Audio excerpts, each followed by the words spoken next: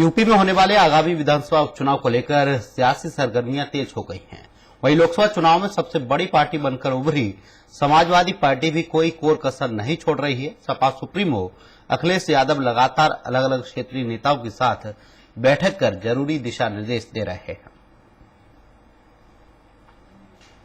लोकसभा चुनाव के बाद 10 सीटों पे उपचुनाव होने जा रहा है। विधानसभा के 10 सीटों पे जो उपचुनाव होने जा रहा है उस पे समाजवादी पार्टी ने भी पूरी तरीके से कमर कस ली है। भारतीय जनता पार्टी की कमान खुद उसके मुखिया, सरकार के मुखिया योगी आदित्यनाथ ने कर ली। आज खुद वो फिर से अयोध्या के दौरे पे हैं, लगातार अयोध्या के दौरे पे जा रहे हैं, क्योंकि मिल्कीपुर को लेकर के एक किरकिरी हुई थी भारतीय जनता पार्टी की। लेकिन इस बाबत समाजवादी पार्टी की क्या तैयारियां हैं, किस तरीके से उनको हुआ है लोकसभा के परिणाम के बाद और किस तरीके से तैयारियां की जा रही है, उस पर बात करने के लिए राजपाल कश्यप जी हैं। राजपाल कश्यप जी समाजवादी पार्टी के वरिष्ठ नेता हैं, पिछले सरकार में मंत्री थे, अभी पिछड़ा वर्ग को लेकर के साधने की कोशिश कर रहे हैं।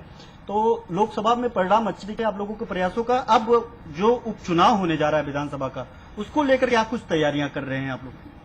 देखिए, समाजवादी पार्टी की पूरी तैयारी है। माननीय अखिलेश यादव जी लगातार बैठकें भी कर चुके हैं, कई बैठकें हो चुकी हैं, पूरी तैयारी है। और जनता की भी पूरी तैयारी है और पीडीए की भी पूरी तैयारी है। जो कोर कसर बची है, अभी तो इनको हाफ किया है, अब ये साफ होंगे। अच्छा, जो मुद्दे लगातार लोकसभा में, ठीक है, लोकसभा में परिणाम आपके बेहतर आया। अब जो उपचुनाव होने जा रहे हैं, मिल्कीपुर को लेकर के लगभग आधा दर्जन बार दौरा कर चुके हैं मुख्यमंत्री योगी आदित्यनाथ लोकसभा के बाद, और एक लंबे वक्त के बाद दौरा शुरू किए। अब चौथी पांचवी बार फिर आज गए हुए हैं। तो उस सीट को, चूंकि वो सीट समाजवादी पार्टी के खाते में थी, और उस सीट को लेकर के आप लोगों ने जो मनोवैज्ञानिक बढ़त बना करके रखी, उसको लेकर के लगातार भारतीय जनता पार्टी को टारगेट कर रहे हैं। उस सीट के लेकर के कुछ स्पेशल प्रयोजन उसको बचाने के लिए? देखिए, मैं कह रहा हूं 10 सीटों पे, उपचुनाव की सीटों पे समाजवादी पार्टी ने पूरी तैयारी कर ली है। और दूसरी बात, मुख्यमंत्री कितनी बार जा चुके? अपराधी को नहीं, जब इनकी दिमाग की जो ऊपर है, आप पुष्पेंद्र यादव का इनकाउंटर कर दोगे फर्जी। आपने देखा नहीं, झांसी में पुष्पेंद्र यादव का फर्जी इनकाउंटर किया गया। उसकी पत्नी ने कहा भी कि हमें न्याय नहीं मिलेगा तो हम आत्महत्या कर लेंगे। नहीं न्याय मिला। आप नोएडा में आप फर्जी इनकाउंटर कर दोगे यादव देख के, मुसलमान देख के आप फर्जी इनकाउंटर कर दोगे। हाँ, हम अपराधी के साथ में नहीं, अपराधी किसी जाति का हो आप करिए कार्रवाई। लेकिन एक भेदभाव, आप सुल्तानपुर की घटना देख लीजिए, मुख्य आरोपी को सेंडर करा दिया गया और जाति विशेष को टारगेट करके इनकाउंटर कर दिया गया।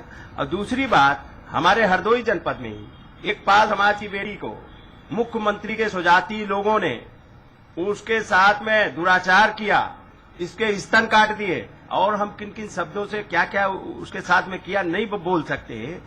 क्या किया, कितने का इनकाउंटर हुआ और उल्टी धमकी दी जा रही। मैं और प्रदेश अध्यक्ष दोनों लोग गए थे, आज उसको अभी तक धमकियां दी जा रही। क्या हो रहा? ये सब असर करेगा उपचुनाव में आगामी 2027 तक? ये कंटिन्यू रहेगा? नहीं, हम ये चुनाव के लिए नहीं कर रहे हैं, हम विपक्ष हैं। जहां भी अन्याय अत्याचार होगा उसकी आवाज उठाएंगे। इनसे बड़ा झूठ बोलने वाला कोई नहीं होगा। सूची नहीं है।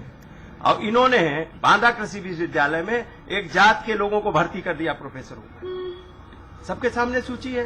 69,000 शिक्षक के आज भी पिट रहे हैं। अरे शिक्षक दिवस पे तो शर्म कर ली होती, अरे इनको न्याय दे दिए होते। ये किसी के नहीं है। इसलिए जनता इनको सबक सिखाने का काम करेगी, बाई इलेक्शन में भी सिखाएगी, और अभी 27 में, अभी तो 24 में हाफ किया है, 27 में साफ करेगी। बहुत शुक्रिया बात करने के लिए। राजपाल कश्यप जी थे, पूर्व मंत्री थे, समाजवादी पार्टी में पिछड़ा वर्ग को ये लगातार प्रतिनिधित्व करते हैं। इन्होंने साफ तौर पे कहा है कि जो मुद्दे हैं, विपक्ष जो काम है, उन मुद्दों को लेकर के हम लोग जा रहे हैं, और जो परिणाम लोकसभा के दरमियान आए हैं, ठीक उसी प्रकार का परिणाम आगामी बाई इलेक्शन में भी आएंगे, और 2027 में पूरी तरीके से भारतीय जनता पार्टी साफ हो जाएगी।